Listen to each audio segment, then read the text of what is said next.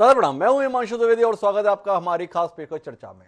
चर्चा के तहत पिछले कुछ समय से हम दो मुद्दों पर ही ज्यादातर बातचीत कर रहे थे। एक कोरोना के संदर्भ में और दूसरा 5 राज्यों के विधानसभा चुनाव के संदर्भ में। लेकिन इन सबके बीच में बहुत कुछ दुनिया में और भी घट रहा है और उनमें से एक महत्वपूर्ण घटनाक्रम है, वह है कभी सोवियत संघ रहे,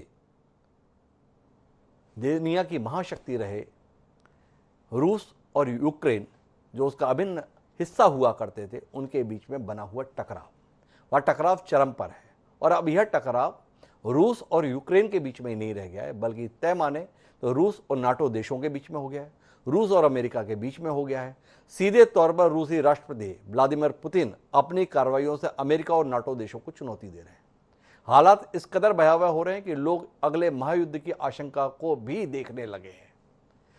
हालात इस कदर गंभीर है कि तकरीबन 1.25 लाख से ज्यादा रूसी सेना इस समय यूक्रेन की सीमा पर तैनात है। बड़े बड़े हथियार तैयार किए जा रहे हैं और इन सब के बीच में अमेरिका के विदेश मंत्री स्वयं यूक्रेन की राजधानी में पहुंचे हुए हैं।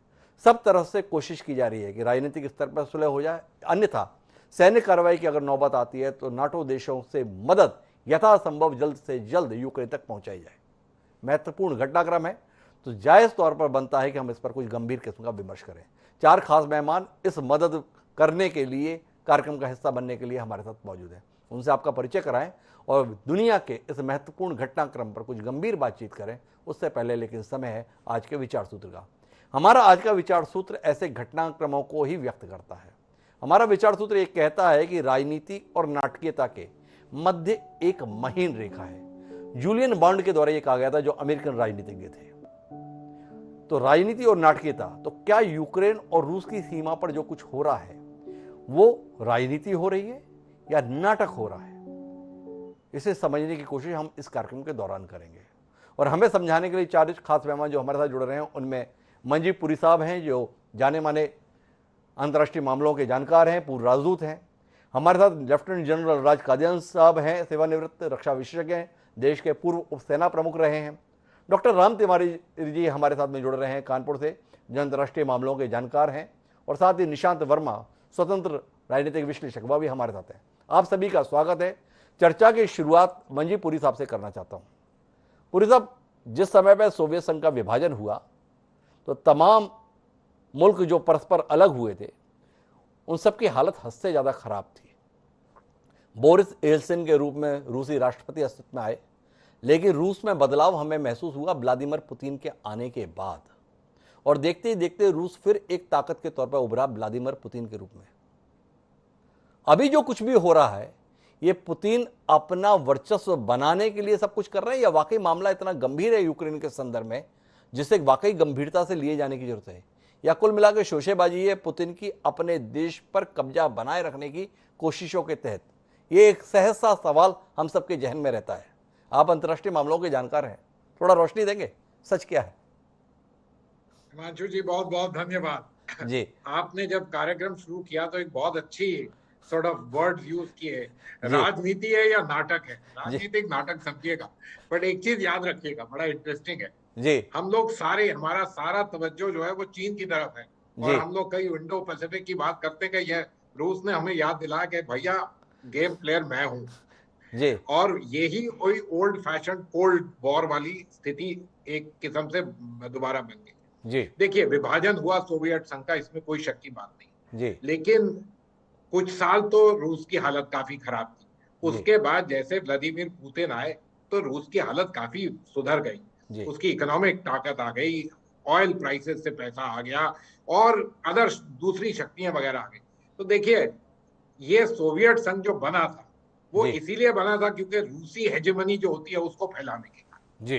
तो वो हेजेमनी तो नहीं गई उनकी तरफ से, देश चाहे इंडिपेंडेंट कंट्रीज हो गए जी। इनफैक्ट आपके दर्शकों को शायद ये याद ना हो कि जब 1945 में यूएन बना तो एक्चुअली उसके पुराने सोवियत यूनियन के पास 3 वोटें थी जी। एक रशिया या जो भी सोवियत यूनियन आप कहिए, एक बेलारूसिया और एक यूक्रेन की वोट होती थी। एक बड़ा इंटरेस्टिंग कॉन्सेप्ट है जो वो union of Soviet socialist Republic ने उस समय भी किया। तो हेजेमनी तो कोई छोड़ने वाला नहीं है जी।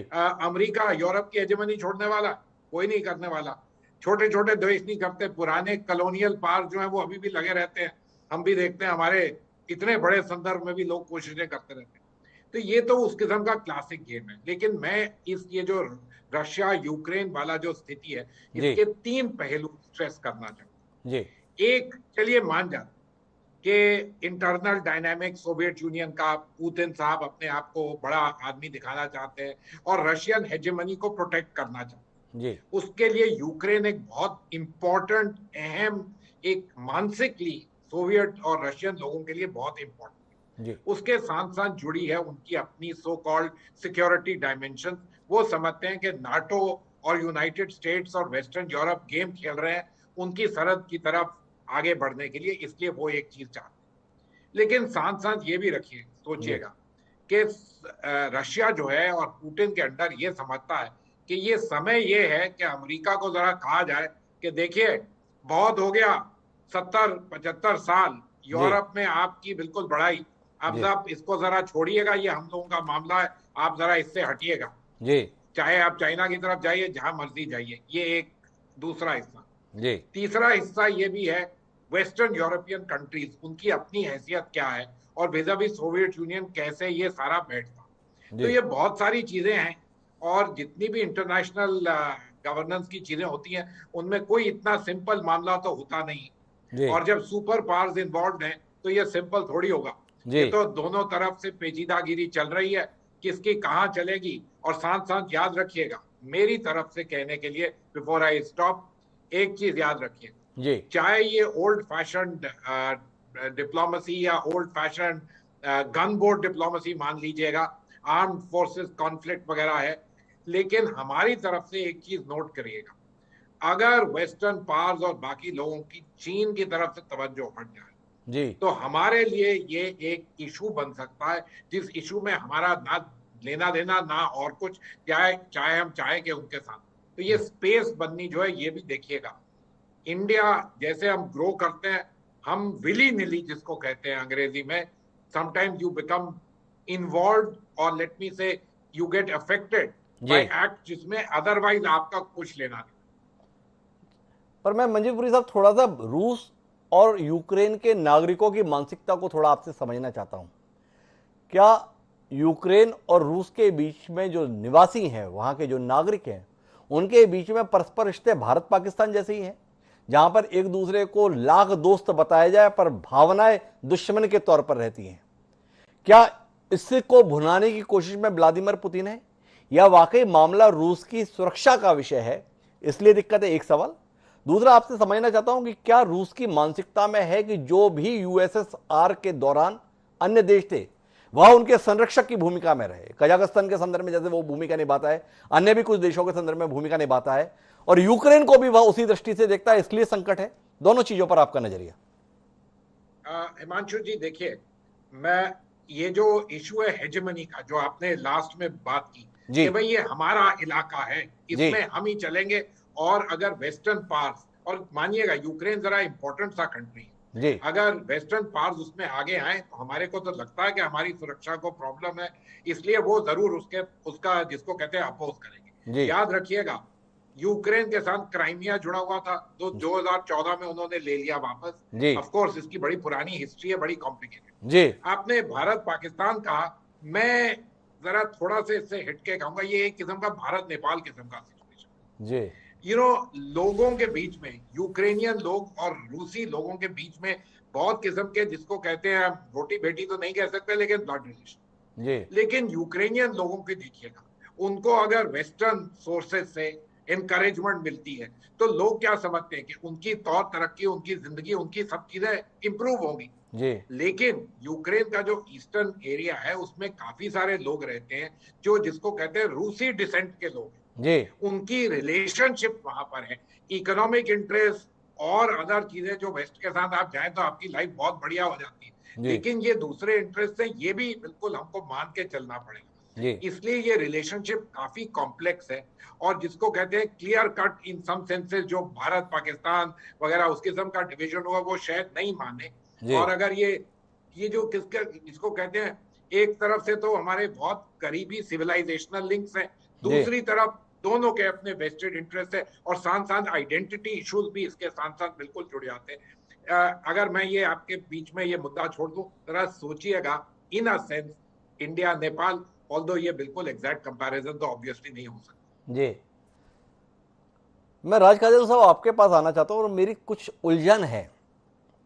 जिस प्रकार के आधुनिक हथियार हो गए हैं, जिस प्रकार के परमाणु हथियारों की क्षमताओं की हम बात करते हैं, ऐसे में सीमा पर इतने बड़ी संख्या में जवानों की तैनाती वाकई युद्ध लड़ने के लिए होती है या दुनिया को दिखाने के लिए होती है?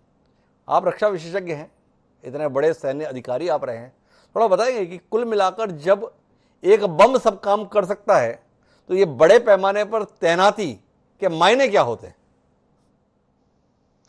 हिमांशु जी, ये बड़े बम तो सिर्फ डेटरेंस के लिए हैं जी। आज तक ना इस्तेमाल हुए हैं और ना ही इस्तेमाल होंगे, क्योंकि ये तो अगर हो गए तो बम फेंकने वाले भी बर्बाद हो जाएगा जी। इसीलिए ये सेनाएं तैनात होती है। हमने भी की थी पराक्रम के दौरान, जब पार्लियामेंट पे अटैक हुआ जी, 10 महीने बैठे थे हम भी जी।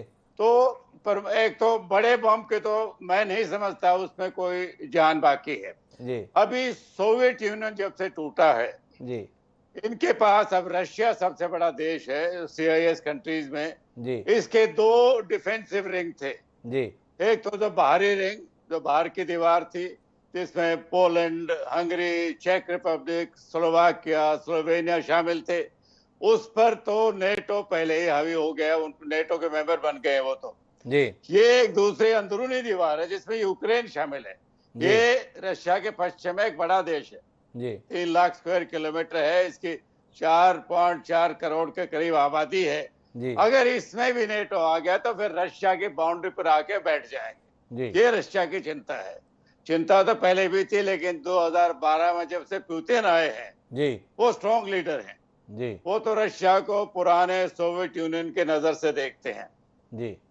तो सेना की तैनाती का अगर बॉम्ब डालना था तो सेना की जरूरत नहीं थी जी। दूसरा, पुतिन नहीं मानते कि यूक्रेन रशिया का हिस्सा नहीं है जी। करीब 38% तो पॉपुलेशन रशियन है यूक्रेन में जी। और 70 से 75% लोग रशियन भाषा बोलते हैं जी। वो तो हमेशा इसको, तो अभी उनकी डिमांड ये है कि यूक्रेन को नेटो में शामिल नहीं किया जाए, क्योंकि अगर ऐसा होगा तो नेटो अपने हथियार वहां पर तैनात करेगा। नेटो कंट्रीज के साथ ज्वाइंट ट्रेनिंग की भी प्लान है जो पुतिन उसको ऑब्जेक्ट कर रहे हैं जी। मेरे को नहीं लगता महायुद्ध होगा। महायुद्ध तो आज के दिन बिल्कुल सेल्फ डिस्ट्रक्टिव है, लेकिन ये सिर्फ पावर प्रोजेक्शन है। एक अमेरिका में आजकल जो अंदरूनी उनकी ताकत थी, जो डोनाल्ड ट्रंप के टाइम थी, वो बाइडेन अभी जम नहीं पाए हैं। अफगानिस्तान में एक उनको काफी मार खानी पड़ी थी और दूसरा अंदरूनी विभाजन बहुत है रिपब्लिकन और डेमोक्रेट्स में। तो शायद पुतिन इसका भी फायदा उठाना चाहते हैं कि एक बार उनको गारंटी मिल जाए, और वो गारंटी वो जबानी नहीं मांगते, वो कहते हैं मेरे को कानूनी ये लिखा जाए कि नेटो यूक्रेन में नहीं आएगा। क्या तो क्या काजल साहब, आपसे जानने में दिलचस्पी है, क्या रूस की सैन्य सामर्थ्य ऐसी है जो पूरे नाटो देशों को उनकी मंशा के विपरीत करने के लिए बाध्य कर दे? खासकर तब जब आप कह रहे हैं कि बम का इस्तेमाल तो नहीं हो सकता, तो क्या जवानों के इस्तेमाल से अमेरिका समेत नाटो की ताकत घुटने टेकने के लिए मजबूर हो जाएगी? बतौर रक्षा विशेषज्ञ इस पर आपका कोई नजरिया है? मेरे को लगता है कि पुतिन की कैलकुलेशन में ये भी शामिल है, अगर कन्फ्रंटेशन हुई तो नेटो के जो 30 देश हैं सारे अमेरिका के साथ नहीं होंगे जी, क्योंकि उनके रशिया के साथ बड़े अच्छे ताल्लुक हैं। गैस पूरी रशिया से जाती है, एनर्जी। अभी अगर वेस्टर्न यूरोप में गैस की कमी आज के दिन और वो रशिया के वजह से, तो उनको ये लगता है, ये उनके कैलकुलेशन में होगा कि अगर अमेरिका से मुठभेड़ हुई भी तो अमेरिका तो दूर है, ये पड़ोसी देश जो यूरोपियन यूनियन के हैं, जो नेटो का हिस्सा है, वो शायद अमेरिका का पूरा साथ नहीं देंगे और इसी पर शायद उनकी नीति जो अभी जो एक कठोर प्रोजेक्शन करने की है, शायद इस पर दारोमदार है। मैं डॉक्टर राम तिवारी के पास जाऊं उससे पहले काजल साहब आपसे एक बात समझना चाहता हूं। इस तरीके से बड़े पैमाने पर सेना की तैनाती का मूल उद्देश्य क्या होता है? आप निश्चित है कि महायुद्ध नहीं होगा। महायुद्ध नहीं होगा तो तभी नहीं होगा जब हमला नहीं होगा। तो जब आप जैसा अनुभवी रक्षा विशेषज्ञ भी मानता है कि हमला तो नहीं होगा, तो अभी इतनी बड़ी तैनाती किस लिए? ये तैनाती इसलिए है कि रशिया की शर्तें मान ली जाएं और नेटो कंट्रीज यूक्रेन से दूर रहें। जी। तो ये तो मैंने कहा, ये तो मसल फ्लेक्सिंग है जी। उसने पीछे नीचे अर्मेनिया में, दक्षिण में वहां भी सेना लगा रखी है, पूर्व में भी लगा रखी है, यूक्रेन के दोनों तीनों तरफ से उसने घेरा हुआ है उसको। तो दिखाना ये चाहते हैं कि वो अगर अमेरिकन उनकी बात नहीं मानेंगे, नेटो उनकी बात नहीं मानेगा, तो वो अपने सैनिक अंदर ले आएंगे। अभी भी जो पूर्वी यूक्रेन है वहां पर जो उपद्रवी है, जो यूक्रेन की सरकार के खिलाफ लड़ रहे हैं, 2015 तक तो रशिया के हक वाला प्रेसिडेंट था वहां पर जी। वो जब उसको ओवरथ्रो किया तो अभी भी जो मिलिटेंट्स हैं, जिनको मिलिटेंट बोल सकते हैं, जो यूक्रेन की इलेक्टेड सरकार के खिलाफ हथियार उठा रखे हैं, उनको रशिया की सपोर्ट है जी। और शायद रशियन सोल्जर भी हो सकते हैं सिविल ड्रेस में। ये भी एक आरोप है वेस्टर्न कंट्रीज का जी।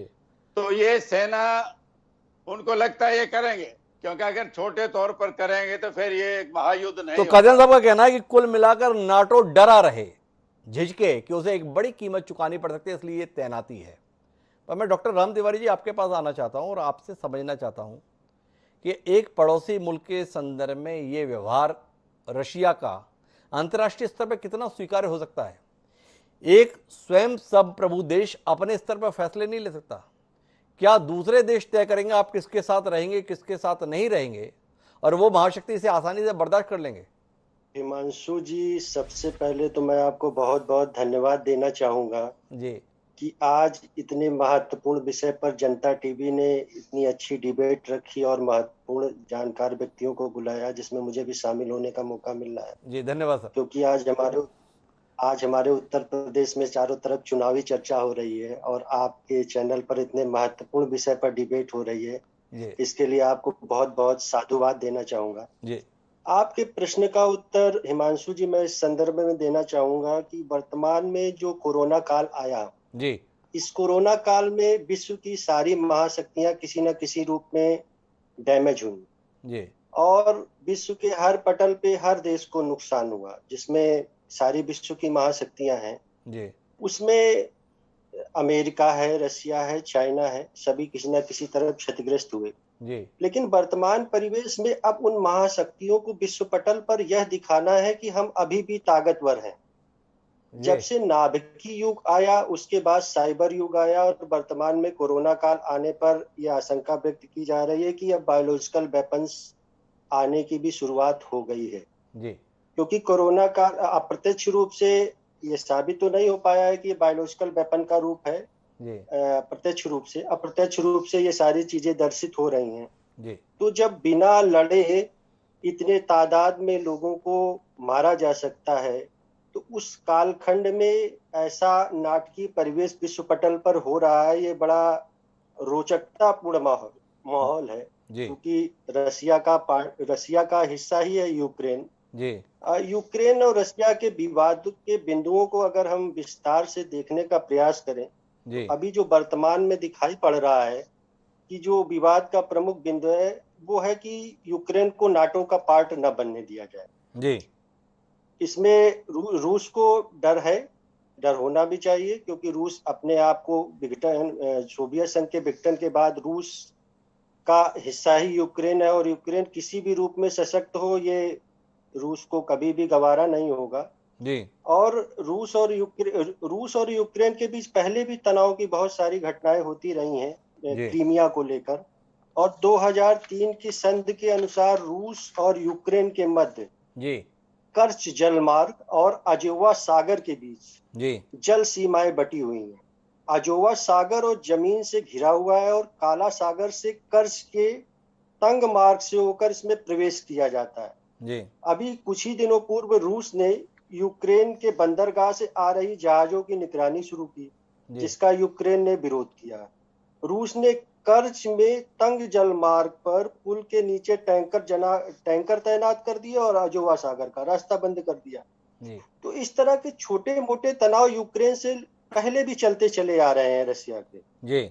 लेकिन जो अगर व्यावसायिक दृष्टिकोण से देखा जाए तो रूस यूक्रेन पर इसलिए दबाव बनाने का प्रयास कर रहा है क्योंकि रूस और यूक्रेन के बीच जो प्राकृतिक गैस की आपूर्ति है जी, उसको लेके बहुत बड़ा डर है क्योंकि जो 80% यूरोपीय संघ में प्राकृतिक गैस की सप्लाई होती है वो यूक्रेन के पाइपलाइन के मार्ग से होती है।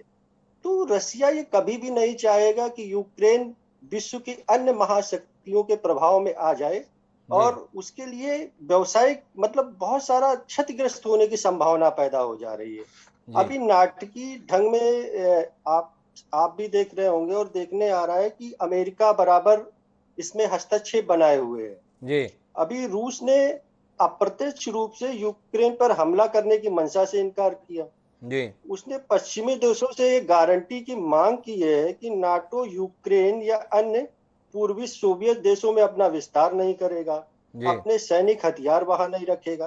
तो इस तरह की डिमांड रख के वो यूक्रेन को कभी बढ़ता हुआ देख ही नहीं सकता है, विश्व पटल पर बढ़ता हुआ देख नहीं सकता है। ये तो रूस की मंशा हुई। लेकिन मैं जानना ये चाहता हूं डॉक्टर राम तिवारी जी आपसे, क्या अमेरिका या नाटो देश इतने दीनहीन स्थिति में आ गए हैं कि जैसा पुतिन चाहेंगे वैसा करने के लिए मान जाएंगे? अगर मैं रक्षा विशेषज्ञ के तौर पे ना करके एक आम जनमानस की बात करूं कि विश्व की जितनी महाशक्तियां हैं जी, और एक शब्द विश्व पटल पर कहा जाता है जी कि गंदा है पर धंधा है, गंदा है पर धंधा है ये जी। तो ये सारी चीजों का सार है कि विश्व की गंदा है पर धंधा है, ये डॉक्टर राम तिवारी का कहना है। लेकिन मैं निशांत वर्मा जी इसके दूसरे पहलू पर आपको लेके जाना चाहता हूं और उस पर आपका नजरिया चाहता हूं। मैं समझना ये चाहता हूं कि वाकई यूक्रेन से अपने आर्थिक और सैन्य हितों की रक्षा करने के लिए पुतिन ये सब कर रहे हैं, या पुतिन के खिलाफ जो विरोध में आवाजें समय समय पर उठती हुई सुनाई देती हैं उनको खत्म करने के लिए जो आजकल एक दौर चल निकला है उग्र राष्ट्रवाद का, उसका प्रयोग करने की कोशिश पुतिन कर रहे हैं। संकट न होते हुए भी संकट को दिखाना या संकट पैदा करते हुए उसके समाधान के लिए अपने आप को प्रस्तुत करना, इसका खेल चल रहा है।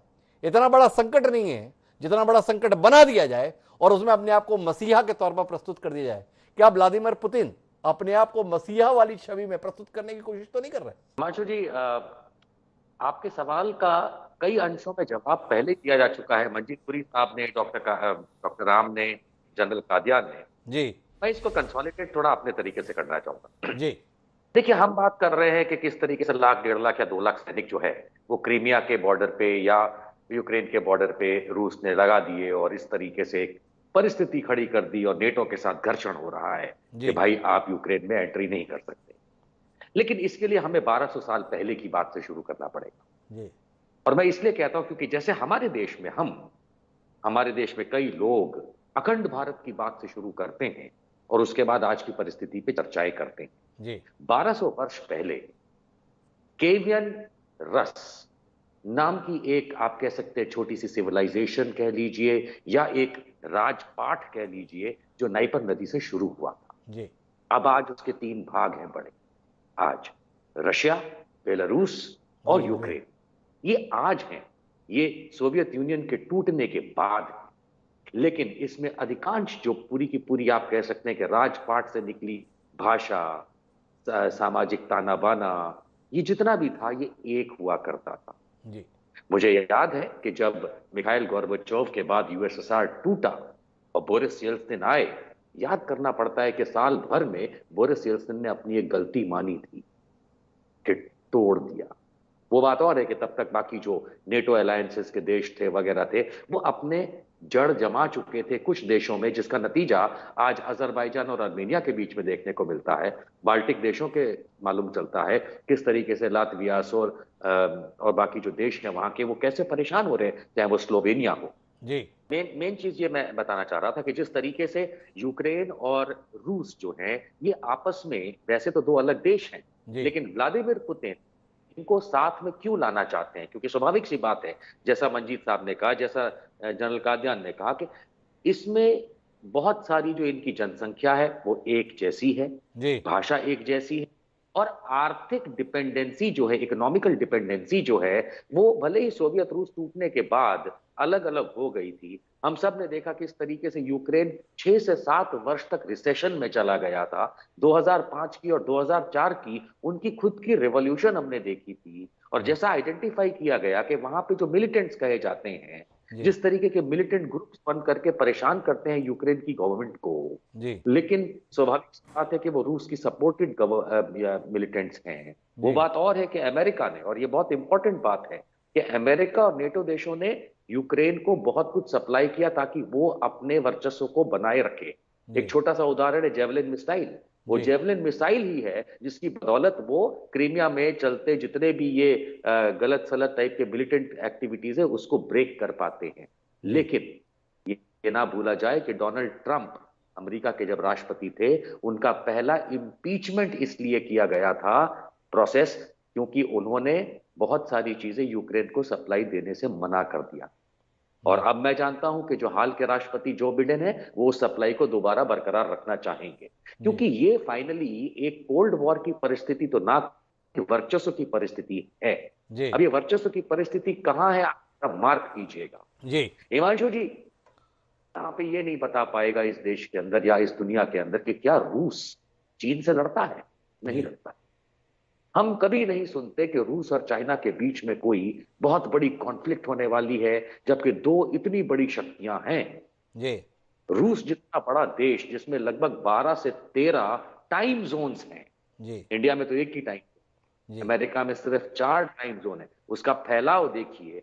जो कंट्री जिन किसी भी हालातों में गुजरते हुए भी अपने इतने बड़े फैलाव को कंट्रोल कर सकता है, अपने पड़ोसी मुल्क चीन जो कि एक सुपर पावर है उसके साथ इतनी अच्छी दोस्ती इंटरनली बना के रखता है कि ये आपस में झगड़ते नहीं है। तो ये दोनों देश नहीं चाहेंगे कि यूरोपियन कंट्रीज का जो नेटो अलायंस है वो यूक्रेन तक फैल पाए। उसके दो ही कारण, इकोनॉमिकली अब यूक्रेन बेहतर हो गया है, उसकी स्टील प्राइस बहुत अच्छे हो गए हैं, उसके अनाज की कीमतें उसको मिलने लगी हैं। लेकिन जिस तरीके से मैंने अपने वक्तव्य की शुरुआत की थी कि हम अखंड भारत की बात करते हैं, व्लादिमीर पुतिन अखंड सोवियत केवियन रूस की बात करता है। और ये उसकी मेन चीज है कि हमारा कोई भी इंटरनल अंग भले ही अलग देश बन के बैठा हो, वो टूट के किसी और के पास नहीं जाना चाहिए। बड़े महत्वपूर्ण टिप्पणी है निशांत वर्मा जी को। और मैं मंजीपुरी जी साहब से उसी बातचीत को थोड़ा आगे बढ़ाने की कोशिश करता हूं कि व्लादिमीर पुतिन इस कोशिश में है और ऐसे हालात रशिया के संदर्भ में अनुकूलता के मिले भी थे जब विक्टर यानुकोविच यूक्रेन के राष्ट्रपति बने थे। उनके समय पर सोवियत संघ के साथ रिश्ते भी बेहतर थे। और आप हमें इस कार्यक्रम में बता भी रहे हैं कि यूक्रेन में एक बड़ी आबादी है जो रशियन को अपना मानती है, रूसी ही बोलती है, उसके तौर तरीकों में भी समानता है। पर इसके बावजूद भी विक्टर को जाना ही इसलिए पड़ा था कि उनकी रूस के साथ नजदीकी वहां के लोगों को पसंद नहीं आई। इस पर थोड़ा दृष्टि देंगे मंजी साहब? हिमांशु जी देखिए, मैंने आपको एक उदाहरण दिया हमारे अपने रीजन में।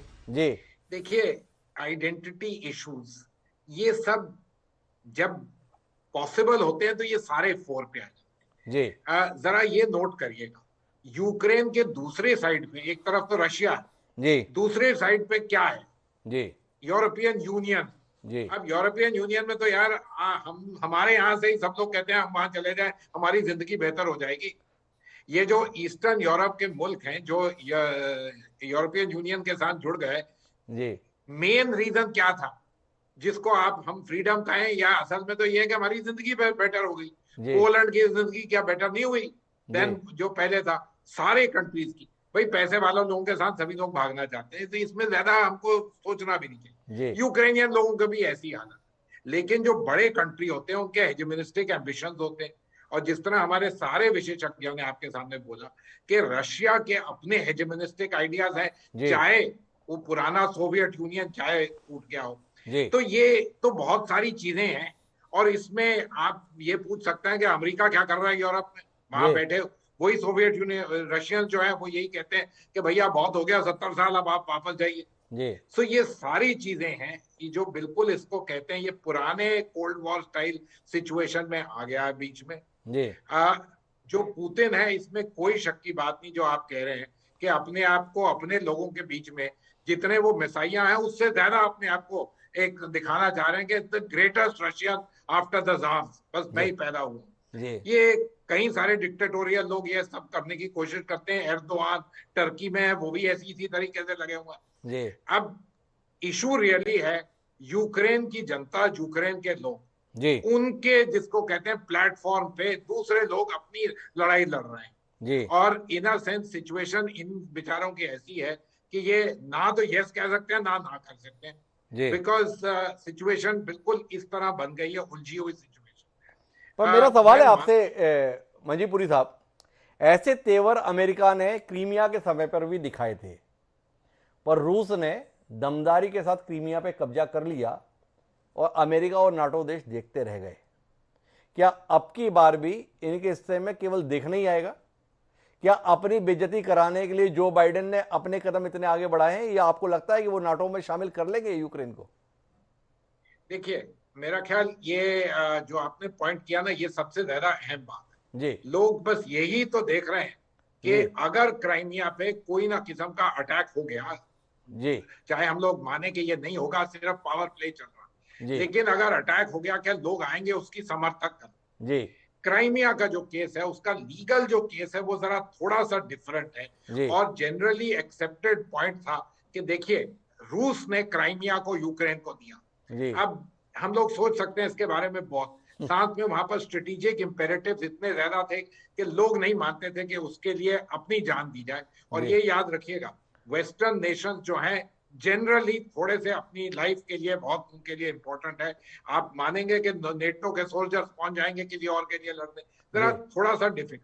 जी, लेकिन यूक्रेन जो है एक किस्म का स्ट्रेटेजिक, मैं मानता हूं कि अगर यूक्रेन के बीच में बहुत बड़ा अटैक हो जाए जी, तो मैं नहीं मानता कि इतना इजी होगा वेस्टर्न पावर्स के साथ इतना सब होके कि बिल्कुल उससे हटक के रहे और दूर रहे। जी, जितना ही हम कहते हैं कि उनके सोल्जर जो हैं, जिसको कहते हैं चॉकलेट क्रीम सोल्जर्स हैं, मानने वाली ये बात है कि वो लड़ते हैं और हर जगह पहुंच जाते हैं, जी, चाहे अफगानिस्तान हो चाहे और कई जगह वहां पहुंच भी जाते जी, हैं। इसलिए रूस के लिए भी ये मामला इतना आसान नहीं है कि सिर्फ आपने गन वन दिखाई, 100,000 ट्रूप्स पावर कर दिए और ये कहा, लेकिन वहां पर जो स्थिति है यूक्रेन के ईस्टर्न साइड में, उसको फ्लेयर अप जरूर करवाया जा सकता है, अंदरूनी गड़बड़ वहां पर शुरू करवाई जा सकती है उसका कवर देके। सो मामला पेचीदा है, सेंसिटिव है, और मेरे को तो ये ठीक लगता है कि कम से कम बातचीत तो चल रही है दोनों में। कम से कम बातचीत तो चल रही है। लेकिन मैं एक सवाल और लेना चाहूंगा, फिर काजन साहब के पास वापस जाना चाहूंगा पुरी साहब, और वो जानना चाहूंगा कि इन सब के बीच में संयुक्त राष्ट्र संघ कहाँ है? ये मेरा आपसे सवाल है, इसका कोई उत्तर आपके पास में है क्या? देखिए, संयुक्त राष्ट्र वहां पर होता है जहां पर बड़ी शक्तियां नहीं इन्वॉल्व, और ये तो उसका कंस्ट्रक्ट ही है। P5 के पास वीटो पावर है, आप वहां पर जाएंगे भी तो क्या डिबेट होगी? ज्यादा से ज्यादा सोवियत यूनियन, ये रशिया जो है और चाइना एक तरफ बोलेंगे, बाकी लोग एक तरफ बोलेंगे, क्या वहां रेजोल्यूशन पास होगी? हाँ, कोई ह्यूमैनिटेरियन रेजोल्यूशन के कुछ मत करिए ये सब, लेकिन ये तो रियलिटी है इंटरनेशनल गवर्नेंस की, ग्लोबल गवर्नेंस की, और जो 1945 में बना है उसकी रियलिटी है जी। लेकिन ये मानिएगा कि अभी तक इंटरनेशनल गवर्नेंस, संयुक्त राष्ट्र, ये जितनी भी चीजें हैं, इनके बाद कम से कम वर्ल्ड वॉर 3 नहीं हुई जी। किसी ना किसी तरीके से। इसको जिसको कहते हैं, चाहे बातचीत में थोड़ा गिव टेक ये वगैरह कर के चीजें अभी तक कंट्रोल में रखी गई, ये नोट करिएगा। तो कुल मिला के मंजीपुरी साहब का कहना है कि संयुक्त राष्ट्र संघ को आप कितना भी हल्का आंकें, पर उसके खाते में ये उपलब्धि तो है ही कि तीसरा विश्व युद्ध तब से अस्तित्व में नहीं आया जब से संयुक्त राष्ट्र संघ अस्तित्व में आया। ये अपने आप में कोई छोटी उपलब्धि तो नहीं है, चाहे उसने जिस तरीके से भी इस उपलब्धि को हमारा हिस्सा बनाया हुआ है। लेकिन मैं काजल साहब आपके पास में जाना चाहता हूं और आपसे समझना ये चाहता हूं कि यूक्रेन रूस के बाद दूसरा सबसे बड़ा देश था जो सोवियत संघ से विभाजित हुआ। रूस एक ताकत के तौर पर दिखाई दे रहा है।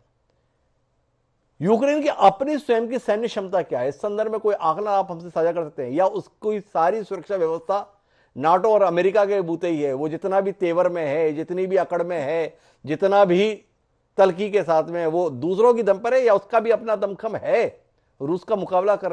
हिमांशु जी, सैन्य शक्ति तुलना में देखी जाती है जी। अपने आप में यूक्रेन मजबूत हो सकता है, लेकिन जब रशिया से तुलना होती है तो उनमें जान नहीं है जी। रशियन उनको ओवररन कर सकते हैं, वो यूक्रेन भी जानता है, रशिया भी जानता है, नेटो भी जानता है जी। तो यूक्रेन में अपने आप में वो क्षमता नहीं है कि अगर सोवियत यूनियन रशिया कल वाकई अपनी सेना अंदर लाए तो उनको वो रोक सके। कुछ डिले कर सकता है लेकिन रोकने की हिम्मत नहीं है। तो ये आज के दिन स्थिति तनाव पर मैं इसे थोड़ा विस्तार से समझना चाहता हूं काजल साहब कि ऐसा क्यों है। एक ही देश के हिस्से थे, सबके पास में अपने अपने हिस्से के संसाधन आए, क्या यूक्रेन ने अलग होने के बाद सैन्य क्षमताओं के विस्तार में कोई मेहनत नहीं की? क्या अपनी सुरक्षा के लिए कदम नहीं उठाए? या रूस के भरोसे अपने आप को रखा रहा इसलिए उसकी ऐसी हालत है, या इससे तर कोई और बात है जो हमारी जानकारी में नहीं? देखिए, सैन्य शक्ति शायद उन्होंने बढ़ाई होगी जी, लेकिन जब वो जानते हैं कितना भी बढ़ा ले रशिया का मुकाबला नहीं कर सकते, तो इकोनॉमिकली इसमें कोई सेंस नहीं है कि आप पैसा खर्चता जाएं और उसके एंड रिजल्ट आपको पता है। जी, ये तो कोल्ड वार दोबारा वापस आ रही है, सिवाय सोवियत यूनियन के बजाय रशिया का नाम आ गया है। जी, पुतिन मजबूत लीडर हैं, वो पीछे नहीं हटना चाहते। तो ये दुनिया की जो आशंका है, ये आशंका के बादल मंडराते रहेंगे, लेकिन कोई क्लाउड बस्ट होने का चांस मुझे नहीं लगता है। ये तो जब सोवियत यूनियन, रशिया अपनी बात मनाना चाहता है कि भी नेटो, मेरे पड़ोसी यूक्रेन जो बिल्कुल मेरा जियोपॉलिटिकल स्फीयर इन्फ्लुएंस है, उससे दूर रहे जी, और नेटो भी चाहता है कि रशिया कमजोर हो। ये तो राइवलरी हमेशा रही, अभी भी चल रही है। तो ये आंख दिखाते रहेंगे। पर मेरा सवाल है कि हम बार बार बात ये कर रहे हैं कि नाटो का हिस्सा यूक्रेन ना बने इसलिए रूस ये सब कुछ कर रहा है, पर हो तो वही रहा है काजल साहब। जब से रूस ने अपनी सेनाएं सीमा पर तैनात की हैं, ब्रिटेन ने अपने टैंक रूसी टैंकों के मुकाबले भेजना चालू कर दिए, कनाडा ने अपने सैनिकों की स्पेशल रेजिमेंट भेज दी, अमेरिका ने भी अपना भेजने का ऐलान कर दिया। तो नाटो का मेंबर होकर जो कुछ यूक्रेन को मिलना था वो नाटो का मेंबर हुए बगैर केवल रूस की सेनाओं की सीमा पर जरूरत से ज्यादा तैनाती ने प्रस्तुत कर दिया। क्या कहेंगे आप इस दृश्य को? नहीं, नेटो के में शामिल होने के बाद यूक्रेन को क्या मिलता है उसका शायद रशिया पर इतना असर नहीं है, लेकिन फिर वेस्टर्न कंट्रीज अपने हथियार भी डिप्लॉय करेंगे वहां। जी, अभी कोई ऐसा देश नहीं, सिवाय अगर आप 2 बाल्टिक स्टेट्स को लेते हैं जी, एस्टोनिया और लेटविया, उनकी बाउंड्री जरूर रशिया से लगती है और वो दोनों नेटो का हिस्सा है, लेकिन वो छोटे देश हैं, उनके पीछे समुद्र भी है। लेकिन यूक्रेन ऐसा देश है, अगर इसमें भी नेटो की प्रेजेंस होगी तो रशिया को डायरेक्ट खतरा हो सकता है। कल को अगर ऐसा ही तनाव दोबारा हो तो वो डायरेक्ट रशिया को थ्रेटन कर सकते हैं। यही रशिया नहीं चाहता कि यूक्रेन में नेटो का कोई फुटप्रिंट बने, नेटो के लिए कोई जमीन मिले यूक्रेन में, ये वो नहीं चाहता है। हालांकि जिस प्रकार से नेटो देश अपनी सेनाएं भेज रहे हैं वो अपने में सवाल पैदा करती हैं। लेकिन मैं काजल साहब की टिप्पणी पर डॉक्टर राम तिवारी जी से बात करना चाहता हूं कि ये शीत युद्ध की वापसी है। शीत युद्ध की वापसी दुनिया को और हिंदुस्तान दोनों को किस रूप में प्रभावित करेगी? शीत युद्ध की वापसी तो नहीं कह सकते हैं, शीत युद्ध ही चल रहा है जी, क्योंकि जब से नाभिकीय युग की शुरुआत हुई जी, और विश्व के महाशक्तियों के बाद छोटे छोटे देशों के पास भी नाभिकीय वेपन्स की उपलब्धता हो गई जी, उसके बाद से शीत युद्ध ही चल रहा है जी। वो कभी टेररिज्म के रूप में है, कभी विप्लव के रूप में है, शीत युद्ध ही चल रहा है। शीत युद्ध के प्रकार अलग अलग है जी। तो ये कहना कि शीत युद्ध अब शुरू हो रहा है, शीत युद्ध बराबर चल रहा है जी, क्योंकि नाभिकीय युग के बाद साइबर युग आया और साइबर युग के बाद अब मैंने प्रारंभ में परिचर्चा में कहा नहीं, थोड़ा अंतर है डॉक्टर राम तिवारी साहब शीत युद्ध के संदर्भ में। जब संयुक्त राष्ट्र सोवियत संघ का विघटन हुआ उसके बाद से एक ताकत के तौर पर अमेरिका हर जगह हावी दिखाई दिया, पर पिछले कुछ समय से व्लादिमीर पुतिन के रूप में अमेरिका की राह में एक रुकावट दिखती है। अमेरिका कहीं पर भी बढ़ने की कोशिश करता है तो एक चुनौती व्लादिमीर पुतिन के रूप में दिखती है जो उसे रोक भी पाती है। संभवतः काजल साहब इसी तरफ ध्यान आकर्षित करा रहे हैं कि पुतिन का दम देखिए, तमाम देश एक तरफ होकर बोल रहे हैं पर पुतिन अपनी बात पर कायम है और वो चाह रहे हैं वैसा करने के लिए समय समय पर मजबूर भी कर लेते हैं।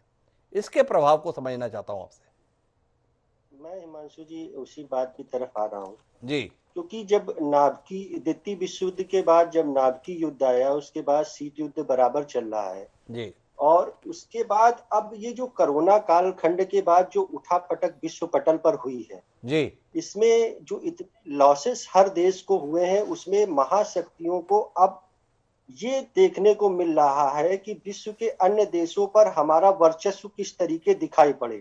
इसके लिए वो कहीं ना कहीं, अब आगे आप देखिएगा यूक्रेन की घटना के बाद भी कोई घटना होगी। अभी मैं अध्ययन कर रहा था कि ये घटना इधर चल रही है तो यूक्रेन पर रूस के हमले को टालने के लिए डिप्लोमेटिक कोशिश शुरू हो गई है। अमेरिका के विदेश मंत्री ब्लिंकन यूक्रेन की राजधानी क्यों पहुंच गए हैं और यहाँ से वे जनेवा जा रहे हैं। उनकी मुलाकात रूसी विदेश मंत्री सरगई लावरोव से हो रही है, प्रेसिडेंट से भी मिलेंगे। और उधर ब्रिटेन ने यूक्रेन को एंटी टैंक वेपन्स, कनाडा ने पैराट्रूपर्स रेजिमेंट क्यों भेज दी है। अब ऐसा नाटकीय मोड़ देखने को मिल रहा है और इसी बीच रशिया की सेना बेलारूस भी पहुंच गई है। तो एक तरफ रशिया के एक सीनियर डिप्लोमेटिक का भी बयान आया, ब्लिंकन लावरोव का। उन्होंने प्रस्तावित बातचीत में कहा है कि अगर अमेरिका चाहता है तो हम बातचीत के लिए तैयार हैं। तो अब आप विश्व पटल पर नाटकीय मोड़ देखिए कि एक तरफ तो वो यूक्रेन को दबाने की कोशिश कर रहे हैं और सेना उतार दी है उन्होंने, ब्रिटेन मैदान में आ गया है, कनाडा मैदान में आ गया है, और दूसरी तरफ वो ये अवसर भी दे रहे हैं कि कोई विश्व की ऐसी महाशक्ति हमारे साथ संवाद करे तो हम यूक्रेन के लिए स्पेस दें। तो डॉक्टर राम तिवारी जो कह रहे हैं, निशांत वर्मा जी, आपको नहीं लगता है कि व्लादिमीर पुतिन अपनी रणनीति में सफल हो रहे हैं? कुल मिलाकर बातचीत के लिए टेबल पर आने के लिए बाध्य कर दिया और इसकी अंतिम परिणति इस आश्वासन के साथ ही होगी कि नाटो का हिस्सा यूक्रेन नहीं बनेगा।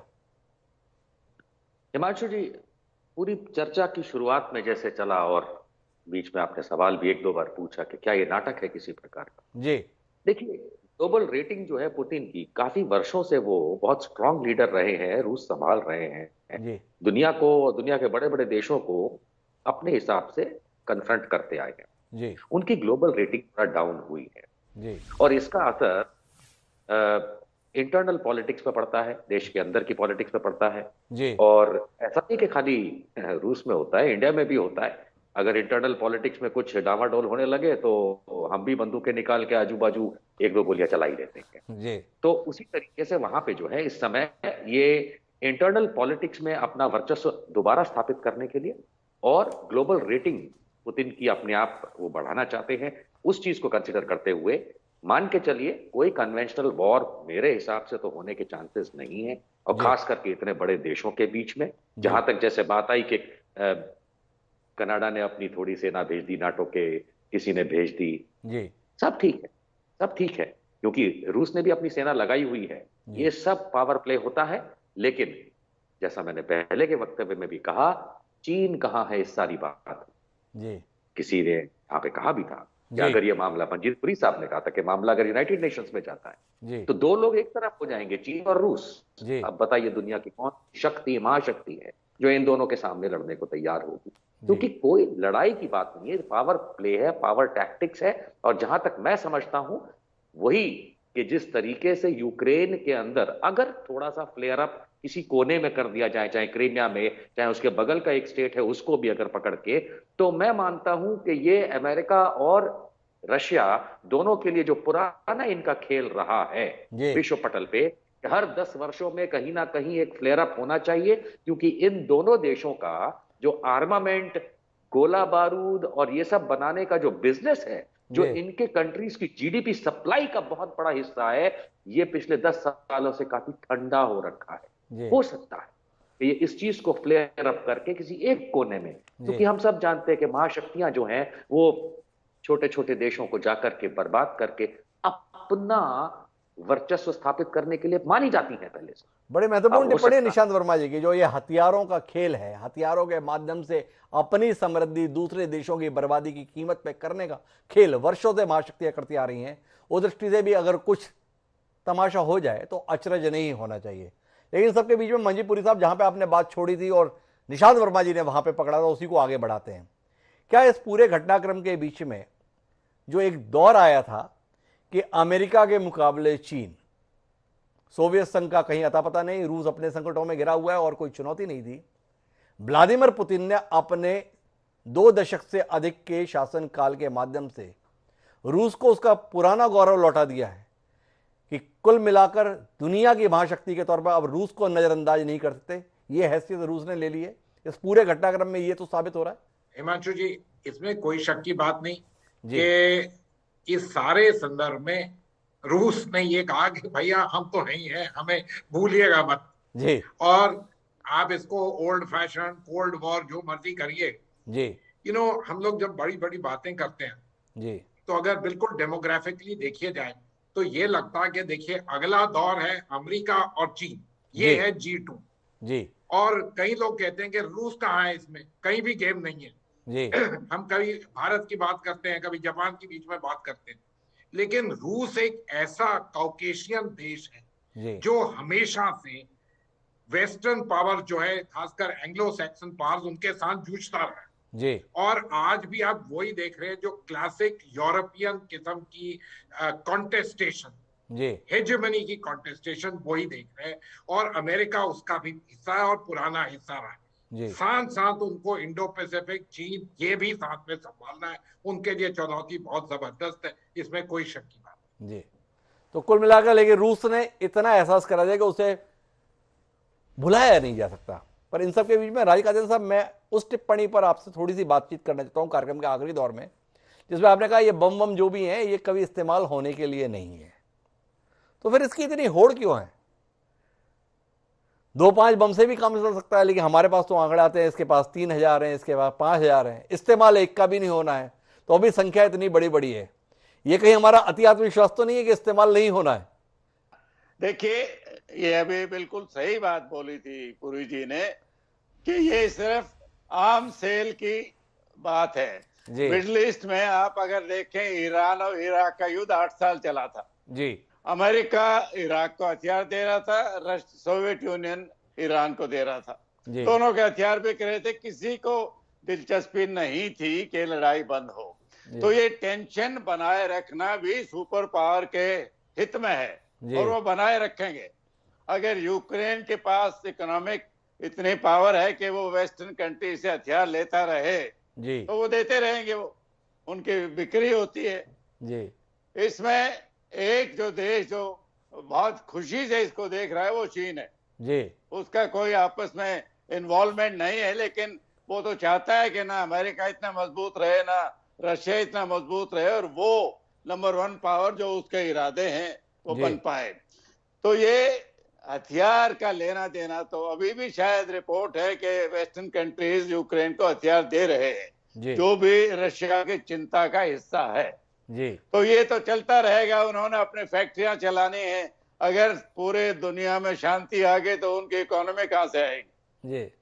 पहले मिडिल ईस्ट में ऑयल, धीरे धीरे और 15-20 साल में इलेक्ट्रिक कारें आ जाएंगी तो ऑयल की अहमियत खत्म हो जाएगी, उनको कोई दूसरी मार्केट ढूंढनी पड़ेगी। तो ये तो एक हिस्टोरिक सिलसिला है जो चलता रहेगा। बड़े महत्वपूर्ण टिप्पणी है काजन साहब की। कुल मिला के यूक्रेन को बता के कि हम आपको नाटो में शामिल कर सकते हैं, एक तनाव का वातावरण बना। तनाव के वातावरण के चलते रूस ने अपनी सेनाएं तैनात की। सेना की तैनाती हुई, यूक्रेन को अपनी सुरक्षा के लिए हथियारों की जरूरत महसूस हुई और एक हथियारों की बड़ी डील यूक्रेन के साथ में पश्चिमी देश करने के लिए तत्पर हो गए। कुल मिला के हथियारों के खेल में दुनिया तमाशा बनकर देख रही है। महत्वपूर्ण बात यह है इस पूरे विषय में, वो ये है कि सब बात अमन की करते हैं और असल व्यवहार धंधे का करते हैं। दुनिया की महाशक्तियों के ये दोहरे चरित्र इस दुनिया ने अतीत में भी देखे हैं, पर कमाल ये है कि फिर भी हम भविष्य के लिए उन्हीं की और उम्मीद भरी निगाहों से देखते हैं। ये कमाल कब खत्म होगा इसका हमें इंतजार है। लेकिन आप चारों मेहमानों का बहुत बहुत धन्यवाद इस आश्वासन के साथ कार्यक्रम को समाप्त कराने के लिए कि महायुद्ध के कोई आसार नहीं है, सब कुछ तमाशा है, कुछ समय में सब ठीक ठाक हो जाएगा। तो हम अब आते हैं आज के शेर पर। जो कुछ बातचीत इस कार्यक्रम में हुई उसको व्यक्त करने के लिए कमाल का शेर हमें मिला।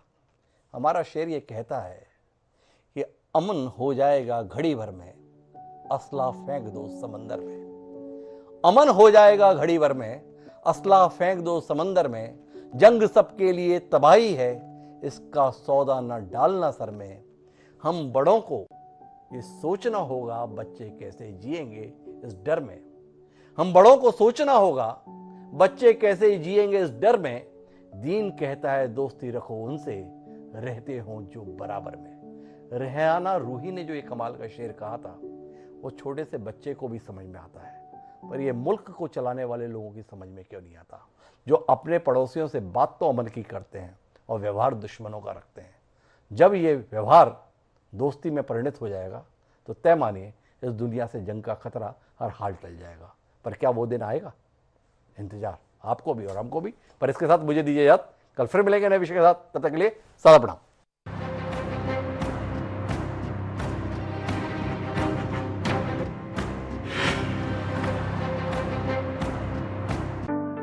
इस कार्यक्रम